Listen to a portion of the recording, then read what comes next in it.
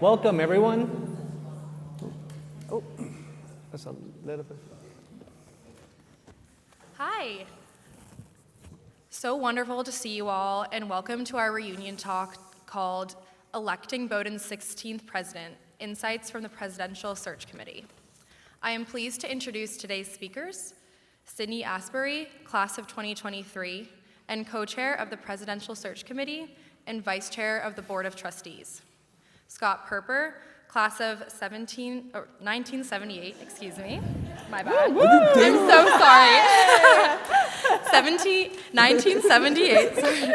And a member of the Presidential Search Committee and chair of the Board of Trustees. And Eduardo Pazos Palma, an administrative staff representative of the Presidential Search Committee and Assistant Dean of Student Affairs for Inclusion and Diversity, and Director of Multicultural Student Life. President-elect Safa Zaki will remotely join the latter half of the session. Finally, this program is presented by the class of 2003. So thank you for making today possible.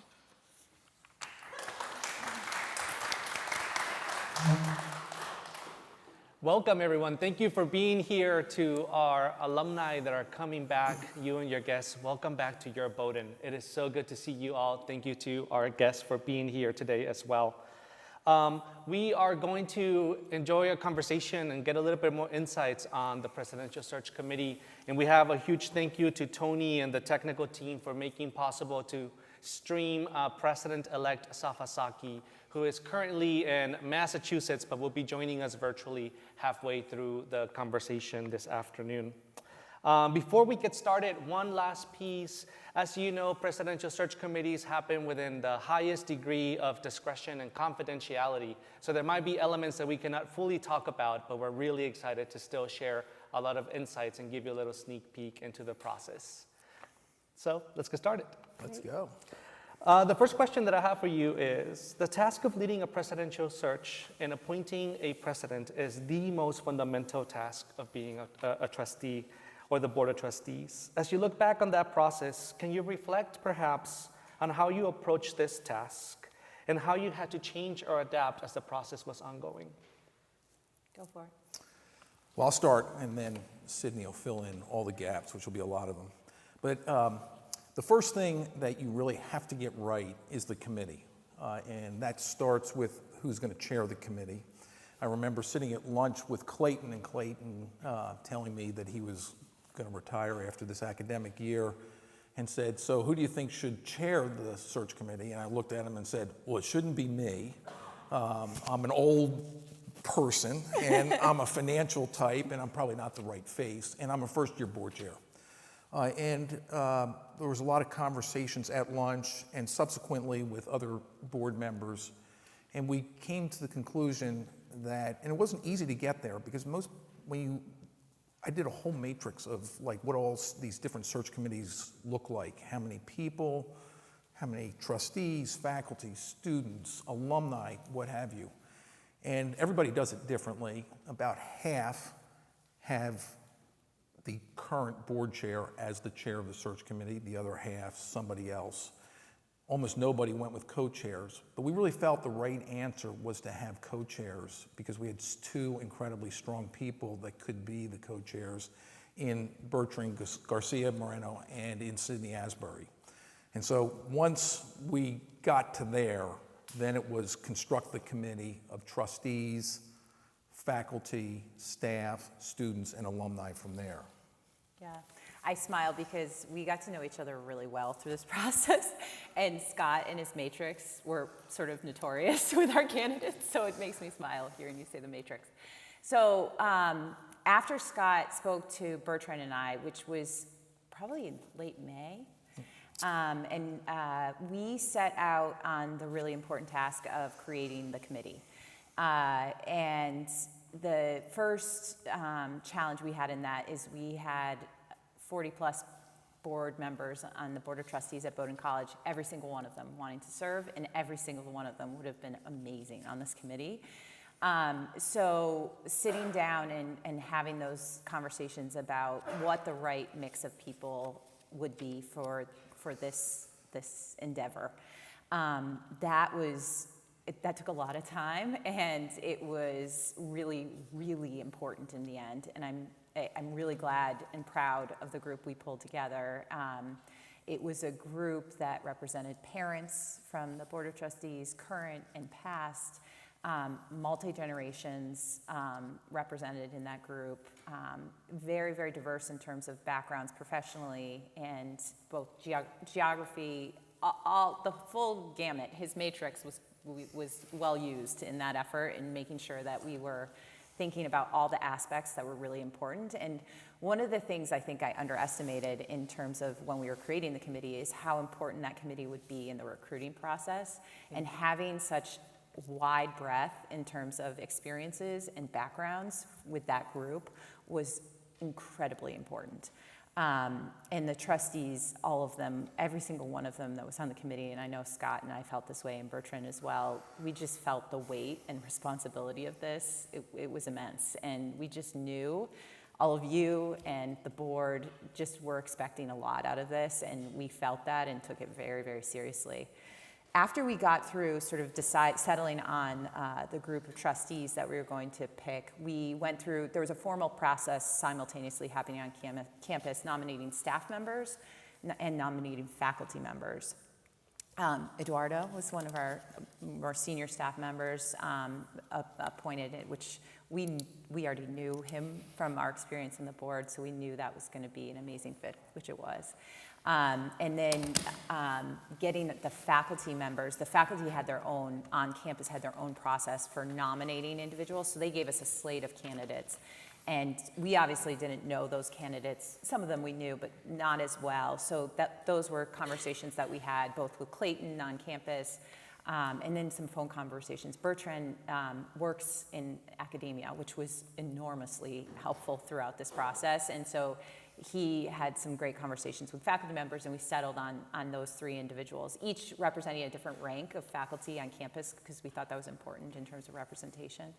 And then students. So there were a lot of students that raised their hand. I mean, one of the first things that happened, I love Bowdoin students.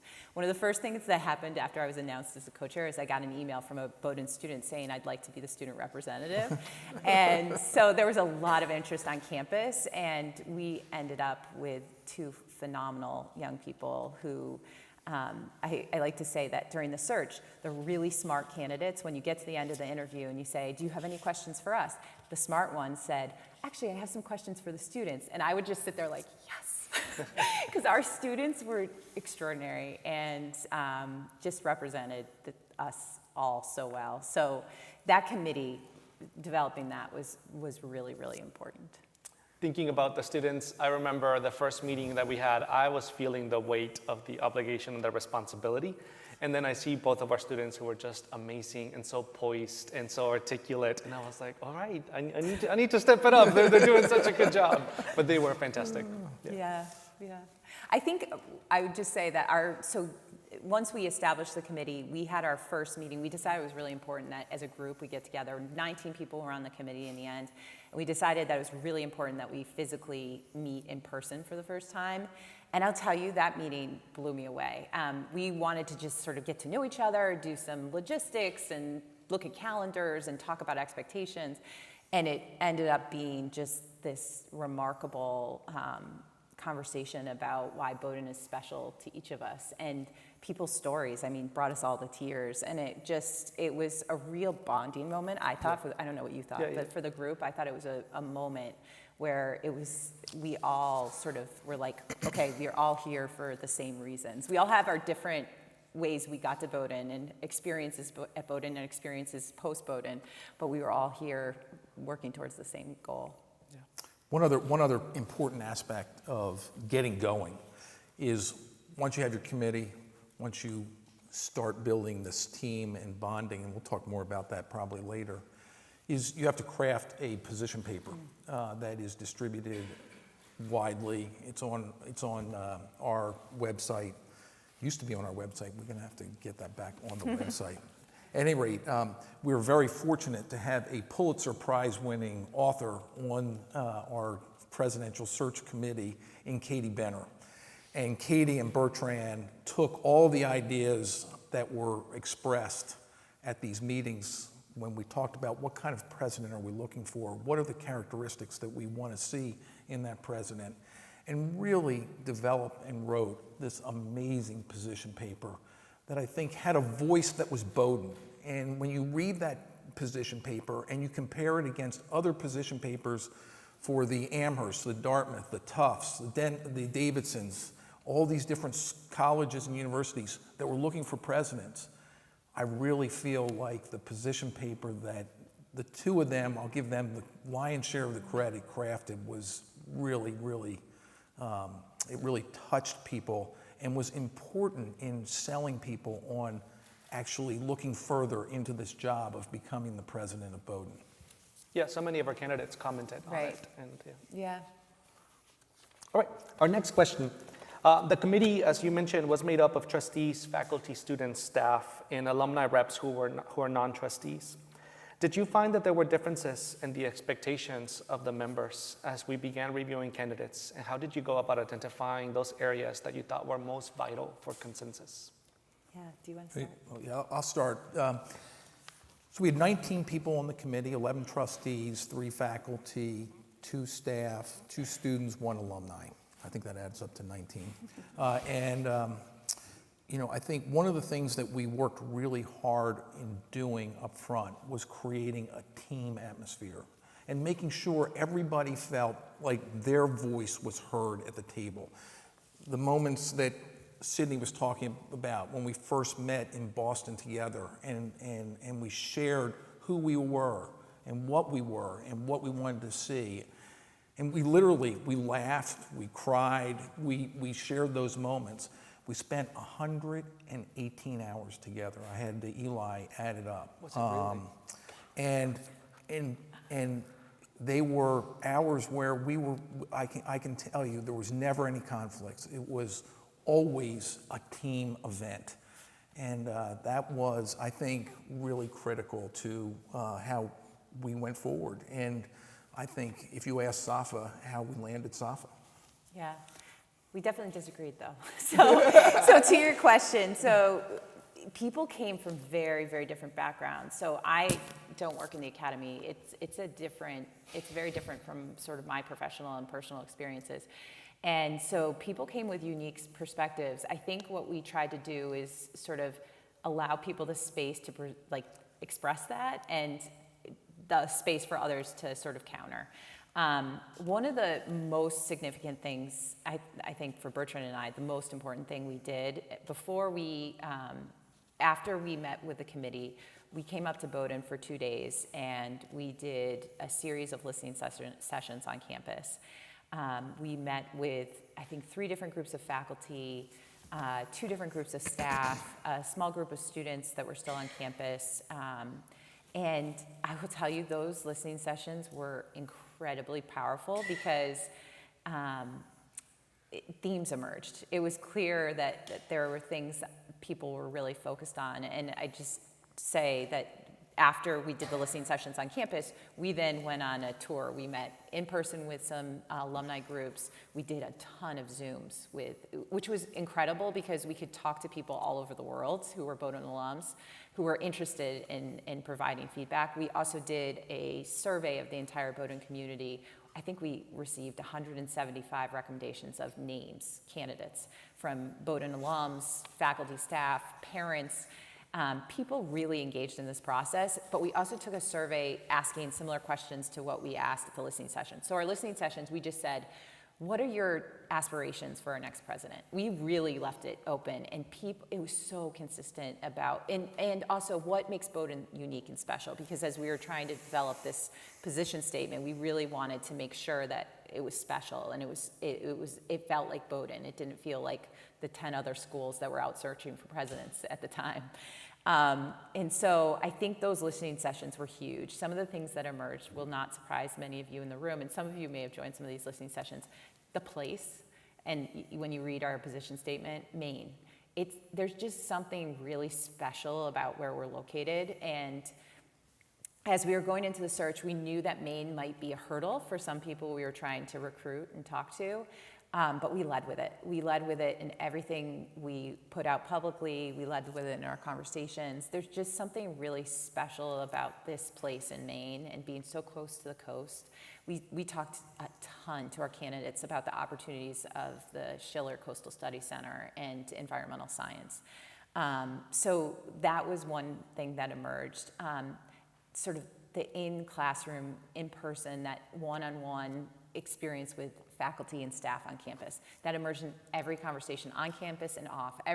Almost every alum that reached out to us had a faculty member that sort of changed their life, or a staff person that just made their day a little bit brighter. So the people, we talked about the people at Bowdoin and how special that was, and I think Safa has felt that as she's not even started, and she's already sort of felt how connected this community is.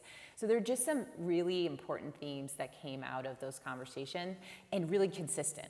So I will also say there was not a single listening session. I think we did 45, is that right, Eli? We did 45 listening sessions in total. I don't think there was a single one where a woman, hire us a woman, we want our first woman president, or a person of color came up.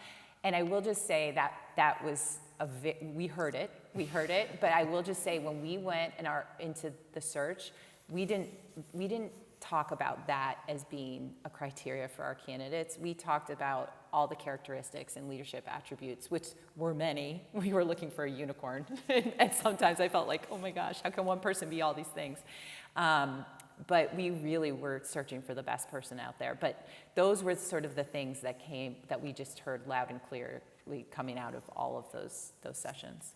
It was interesting to see the great partnership that we have with our search firm, Spencer Stewart, and how important they were in the process. Yes, yeah. I was going to mention, we were fortunate in that we chose Spencer Stewart in part because Pone Varno, who was the lead person, had done the search the last time around when she was at a different firm.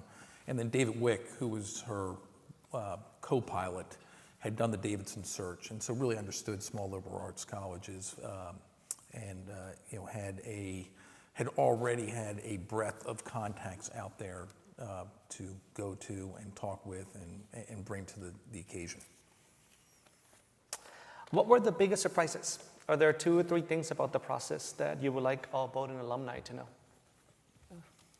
So I think I've already sort of touched on this, one of the things that I underestimated was for people, we didn't want to just go after people who knew Bowdoin College. I know we ended up with a president who really understands Bowdoin College because she was at a similar institution, but we wanted to search far and wide, and we were really trying to be open to people who may come from a large university or someplace very different from us. And in doing so, we recruited hard.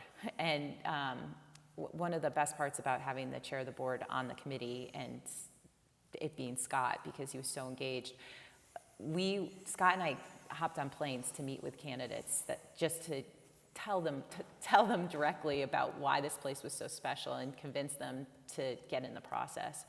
And one of the challenges was Maine.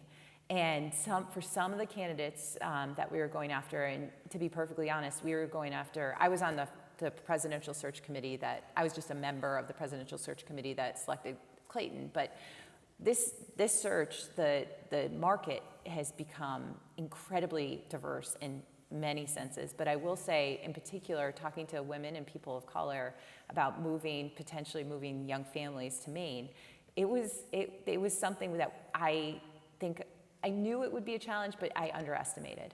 And it was something that we became great salespeople for Maine, and we recruited a lot of people on the committee who, trustees and otherwise, who could be helpful. And even at some point, some alums that we felt like could be helpful to us in making the case for why Maine is such a special place, which it is. But for people less familiar with us, that was a challenge. We even looked at average snow totals and compared it to other places just to have like a very objective point of reference. And Safa's in the waiting room, so we'll bring her on in 1 second. But what I would add in terms of just surprises is the intensity of the experience. It was so intense. I think Sydney, Bertrand, Eli, myself, it was 24/7. Eduardo and everybody else, they were right there behind us. I'm gonna just read you some names. In the market while we were doing the search: Amherst, Davidson, Dartmouth, MIT, Bates, Barnard, Columbia, Mount Holyoke, Harvard, NYU, Smith, Tufts. Those are just the ones I could think of flying up here today, all searching for a college president while we were searching for a college president. In the last 3 years, 50% of the top 50 schools have turned over their presidents. The average tenure for a president has gone from a decade ago, 10 years, to 8 years, to right now, 6.5 years. That is a lot of turnover. That's a lot of people that are churning through the system. And that means, by definition, you're going to end up looking at and trying to make judgment calls on younger people, less experienced people, just because the numbers dictate that that's the way it's going to work out. And that was a big surprise in this whole process.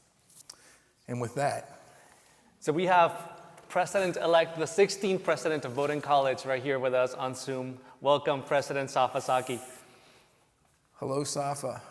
Can you see us? I can see you. Okay, great. Thank you so much for. So just so the audience knows, Safa is seeing the three of us up here and not the whole auditoriums. And so when you ask your questions later on, be sure to speak up and we'll try to convey them to Safa. But Safa, would you like to introduce yourself? Sure, I'm Safa Zaki. I am so honored to be here. I wish I could have been there physically with you today, but I am excited to get a chance to connect with alumni of Bowdoin. And I will just say right at the outset, the leading Bowdoin is the honor of my lifetime. Well, thank you again for joining us. And we have a couple questions for you, and then we're going to open up our Q&A for the audience. We'll have a couple mics, and we'll ask you to make sure to use a mic. That way the feed can go to President Zaki's office, and she'll be able to hear your questions. But the first question is, we were just talking about the complexity of being a college president and the college search process.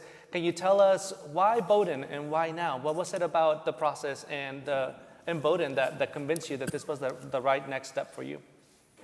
So that's a good question, and I was thinking a lot about it as I consider this possibility, and I've been thinking about it ever since, because as you preparing for something like this, you're aware of the challenges of a presidency. In fact, I don't think you'd want a president who wasn't aware of those challenges, and I don't even think you'd want a president who wasn't a little daunted by those challenges. But this possibility, the promise of having an impact on something I truly believe in, the education of young minds, in this particular kind of model, is really a challenge that I want to live up to. So, why Bowdoin? One of the first things that drew me in the search process was just how much people mattered. It was clear from the questions that the search committee asked. It was clear from in my research about who had shaped the colleges, the visionaries who had come before, the dedicated faculty and staff, the students, the alumni who have propelled it forward over the years. Bowdoin is about people, and I find that really compelling. That fits with my own ethos. Then there were a number of other things. Bowdoin's dedication to providing access and affordability to its students resonates deeply with my own values. I firmly believe in the importance of ensuring that talented individuals from all backgrounds have an opportunity to have the kind of education that Bowdoin offers.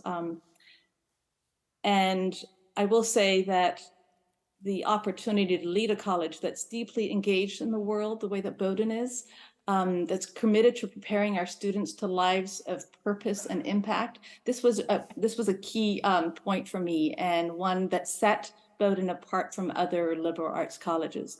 I think that Bowdoin has set an example by its own actions on the pressing issues of our time, and all of those things together make it a dream job. So I'm really excited about this next opportunity.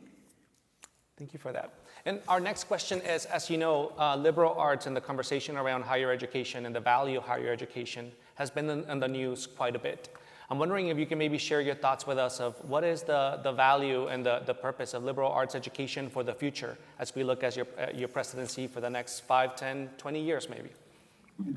Not sure about 20, but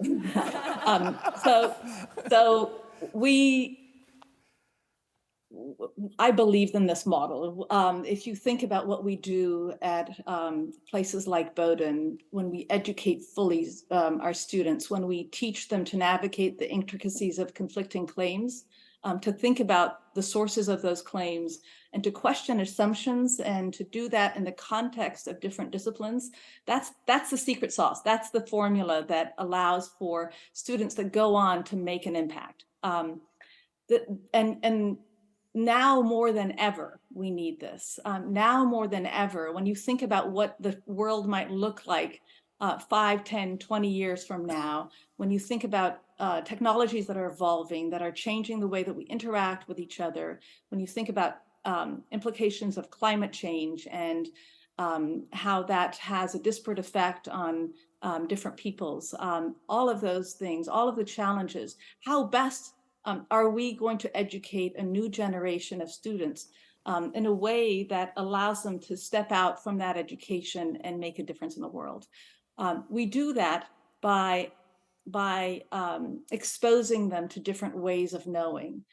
That's what happens on the Bowdoin campus, and that's a remarkable thing. They're deeply trained in a particular area, but they have that training in the context of ideas that come from other areas. And I believe that that model, that conversation that happens between different ways of knowing is at the heart of the liberal arts, and it's the heart of the strength of the education that Bowdoin provides. And it's never been more pressing to provide that kind of education.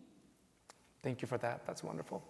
We have some time for questions from the audience. Happy to take any questions from any of the panelists and of course from President Zaki as well. We have 2 microphones that are going to be passed around. Does anyone have any questions? Who would like to get us started? Let's not be bashful. There we go, right there. Welcome to Bowdoin. My name's David Binswanger. I've known Scott Perper, your board chair, since the age of 2. Good luck with that.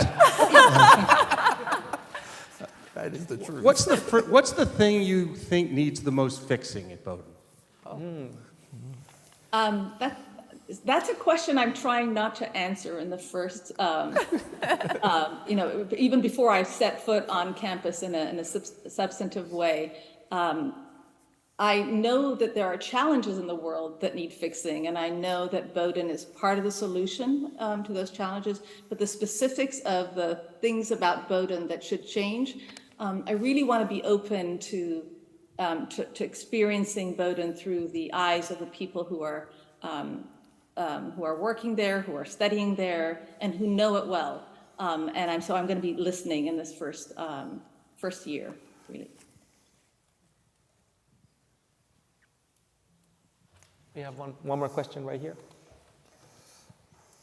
And then we I'm have another wondering question about down here. admissions and what you think about the SATs and the ACT. Oh, that's such a good question, and it's such a timely one. So when you're admitting students, you need some measure of their capacity, and the SATs have been a very, very crude measure, and they have their downsides. So we know, for example, that certain populations of students will perform better on the SATs when they are told that the SATs are biased towards them, and worse on the SATs when they are told that the SATs are biased against them. So they're clearly not an excellent measure. They're not a perfect measure, not a veridical measure, but they are a measure. And so how they're used in the admissions profile, I know that many colleges are experimenting right now with removing standardized tests from the admissions profile. And I think it's a work in progress. We're learning what the outcome of those changes are to our student body. I know that we are following closely what those changes do to the what happens in the classroom, as a function of those admission policies. So I can't answer definitively one way or another, and you wouldn't want me to, because I'm a data person, and I think the data are coming in as we speak. So We have a question down here.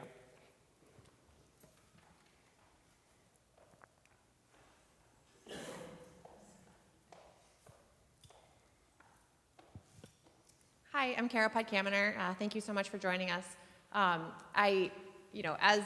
one person who is leading a large organization, and any organization is kind of amoeba-like, I feel like. But like, what do you see as the ways in which you can help steer it? What are the levers that you have to pull to achieve this vision?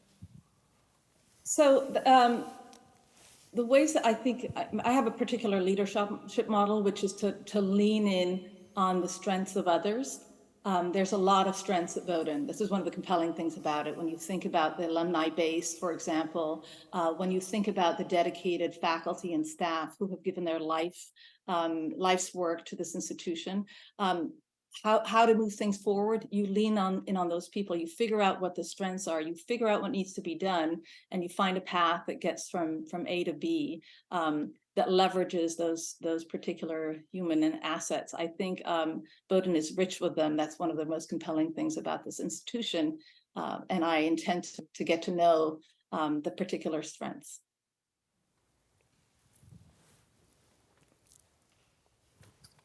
We're relocating a microphone, Safa. Hi, Zapa. This is JP Hernandez, class of 2004. Nice to meet you. Thanks for choosing Bowdoin.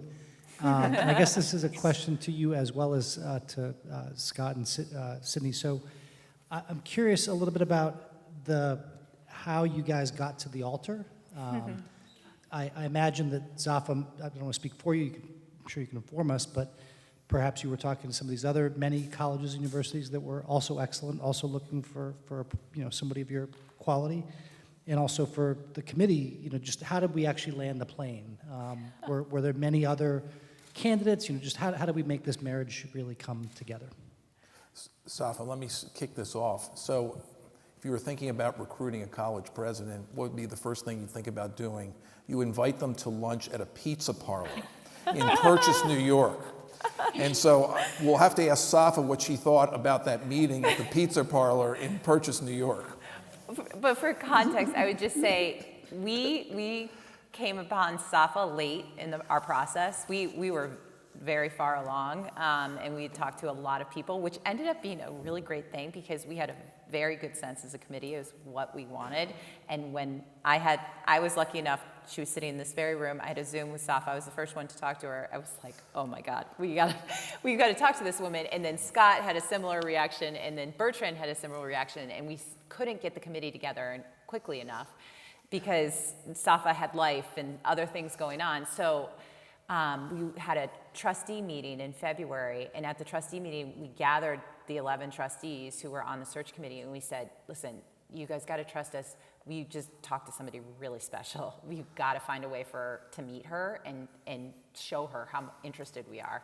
And so they all trusted us, and we all turned our lives upside down and made our way to her. She happened to be in New York, and the only place we found to meet her that had space was this pizza shop. Literally, there were boxes around. We weren't impressing her with the dining experience, let us say. But we made it happen, and I'll turn it over to you, Safa, from there. It was probably an overwhelming experience walking into all of us. It was certainly one I'll always remember, that meeting, that pizza restaurant. So on the other side of that, I went into the search a little reluctantly because I had plans of my own. You make plans in advance of these things. And at the first conversation after Sydney, I talked to my husband and I said, I really liked her. There's something about these Bowdoin people. And then I had another conversation and another conversation. And then I convinced him to drive me to this pizza restaurant on the way home from another event. And I just, in every turn, I kept thinking there's something really special about these people. They seem, and I think it's a particular kind of disposition where, so when you're looking at when I'm a psychologist and I think about how people think all the time, and it's annoying. My family thinks it's annoying. My kids, don't want to hear about it. And I'm a professor because of that. I want to be able to tell people about it. And the way that I understand people is to look at how they interact with other people. And watching this search committee navigate this really awkward situation in a restaurant, while making jokes, while laughing, while smiling at each other, it just convinced me that there was something really special about Bowdoin. Of course, it's not as if I wasn't already impressed with what Bowdoin had to offer, but it made me realize that this might actually be the place that I could call home. So, I think the other thing I would add is that was the initial meeting. These situations are always a little bit awkward because you're both courting and interviewing, and you're trying to get behind the person and really try to understand the person while you're also trying to sell the institution. And I would say that Safa handled those conversations really well. And as the weeks wore on and we stayed true to our process, even though we were accelerating the process, Safa continued to impress us more and more with her answers, her perspectives, just with her personality through the process. But it's a great question. It's one of these, the search processes are never a straight line. They are a twisting tale of highs and lows in terms of just trying to make sure that the person you think is the right person is in fact the right person. And I will just tell you, Safa did the same process as everyone else. We just accelerated it at certain points.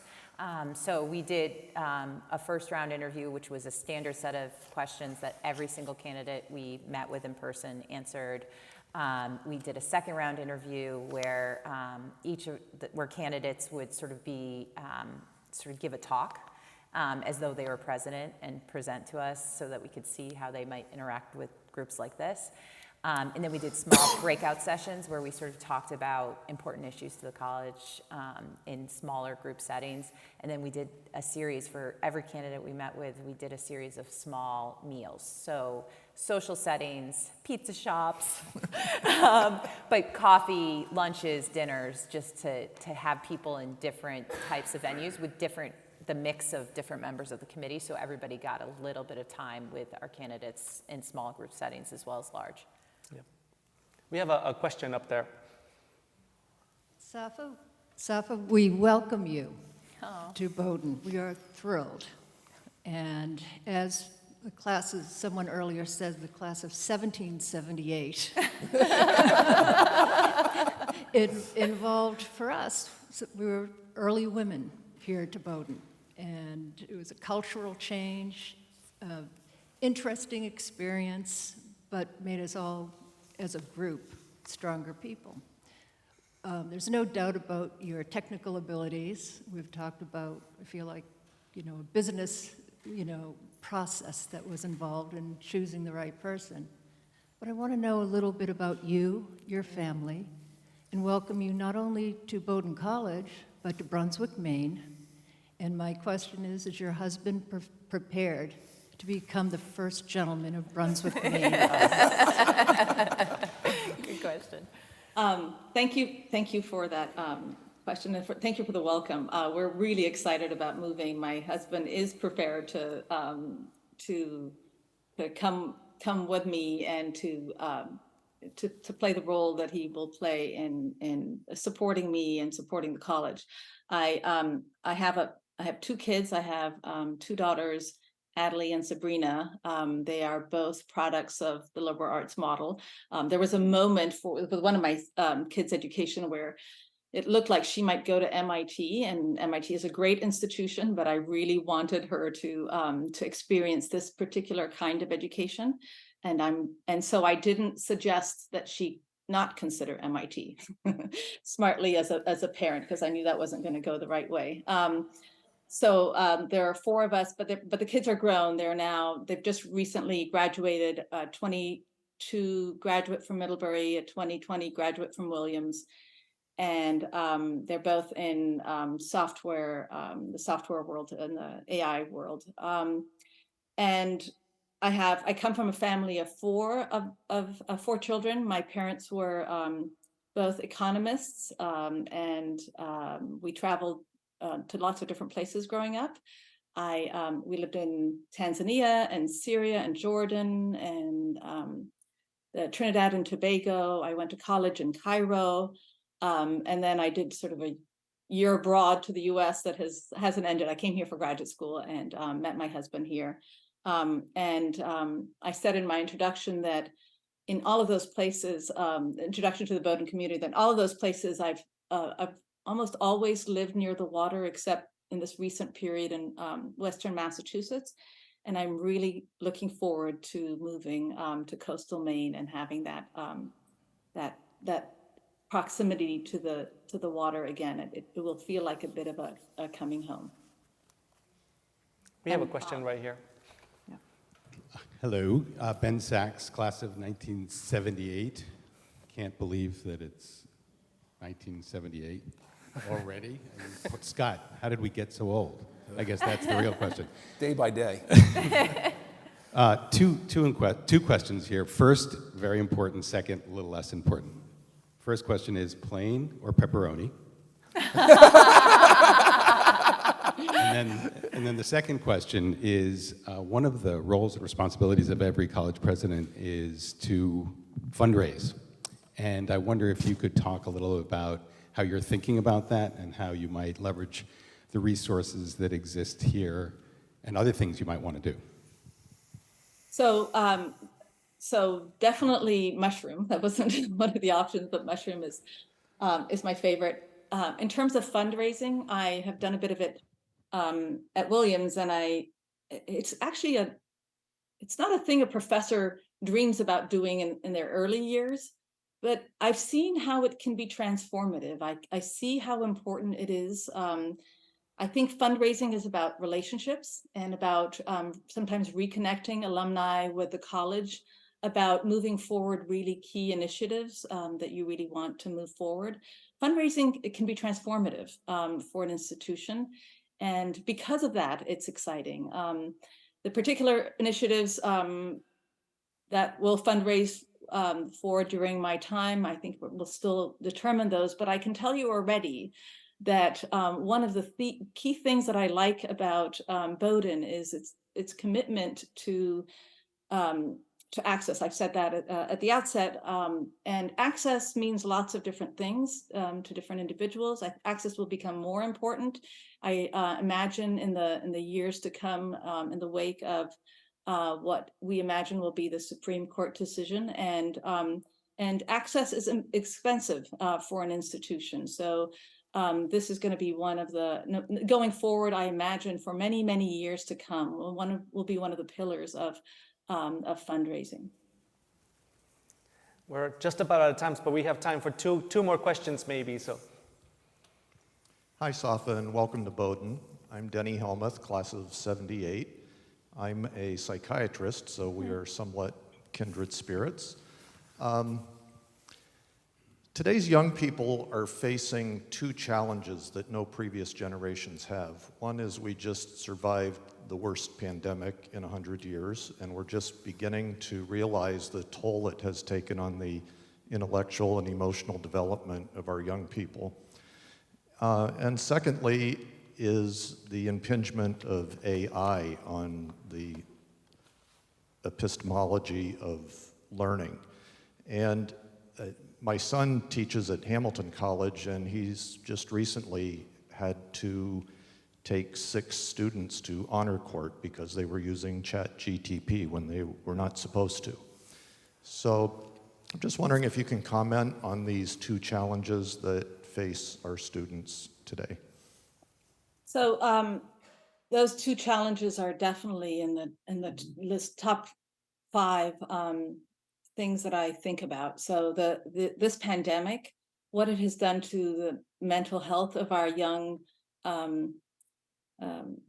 citizens, it's hard to fathom actually the number of people who are experiencing health challenges, mental health challenges in this. I know that at Bowdoin, that need has gone straight up. That has happened at every institution in the country.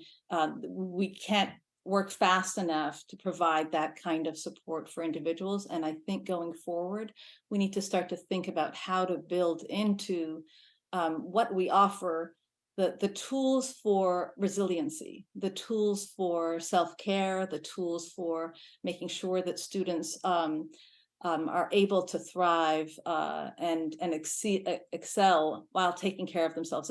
I've seen this in the students that I had in my lab when the pandemic hit. I've seen it in my own kids. This has been a very hard time, and particularly a hard time for young people who were robbed of the kinds of connections and experiences and rites of passage that they rightfully had an expectation to live through. On the topic of AI, this is something I also think a lot about. It's very close to my own field. So I use computational models to model human cognition, not because I'm interested in AI, but because I'm interested in the human part and what makes our cognitive systems unique.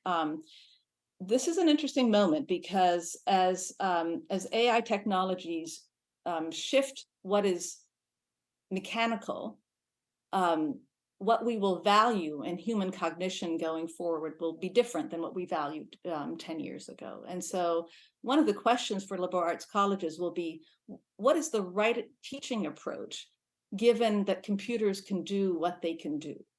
What is the right thing to be teaching students when a computer, in a matter of seconds, can provide you with a 5-paragraph essay on any topic of your choosing with some degree of competence? And I think the question is not how do we stop our students from using this technology, but how do we make sure that we're teaching them the right kinds of cognitive skills in a world where that technology is omnipresent?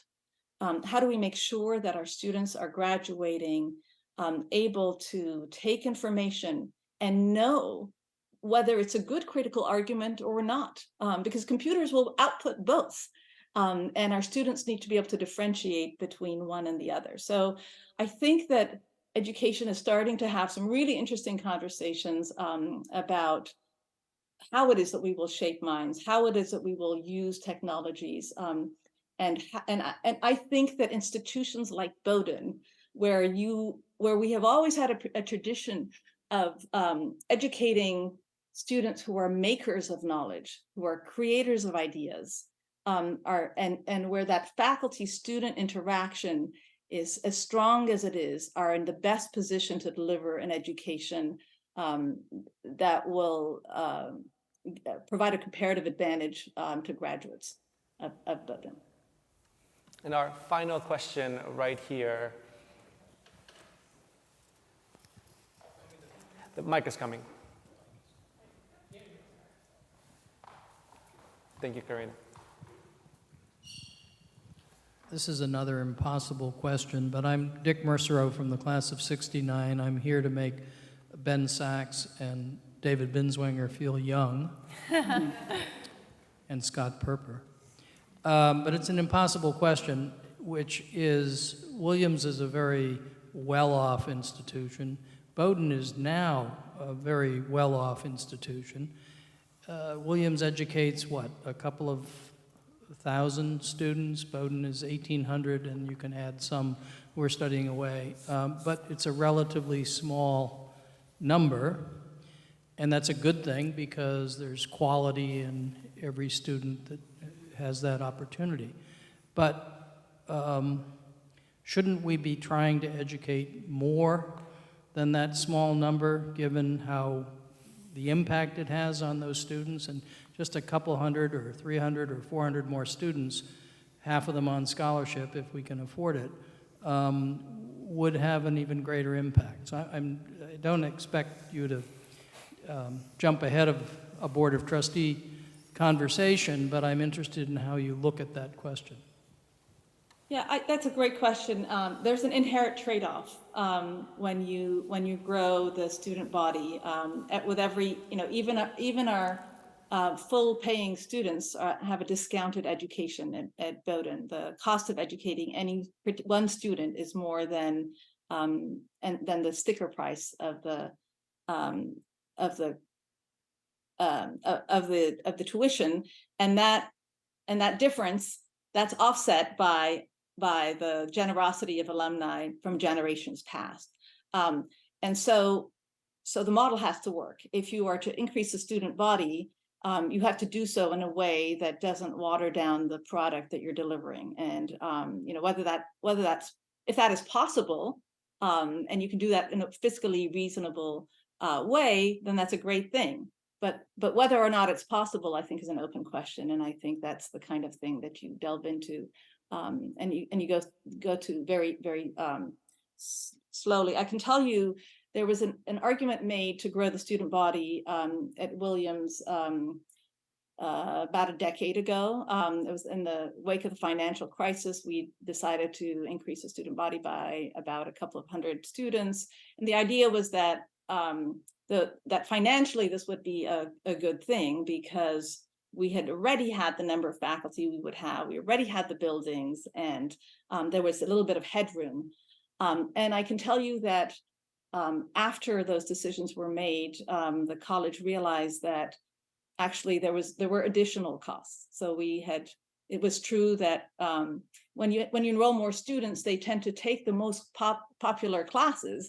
And so now you have a crunch in computer science like you might not have had before, et cetera. So the point I'm trying to make is that the variables are many, and those kinds of decisions are worth a whole lot of scrutiny before taking a step in that direction.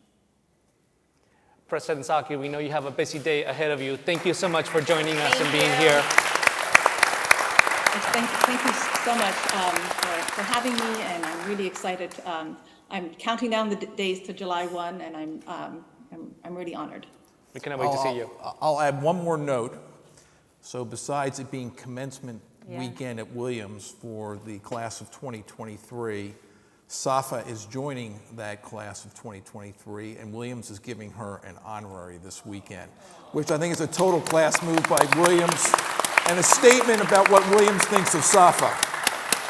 Thank you. Thank you. Congratulations on that, Safa. Thank you. Thanks to you all. Thank you. Take care. Take care. Enjoy commencement. Scott and Sydney, thank you so much for joining us. Thank you. Thank you for your Thank you, questions and your everybody. answers. Thank you, everyone.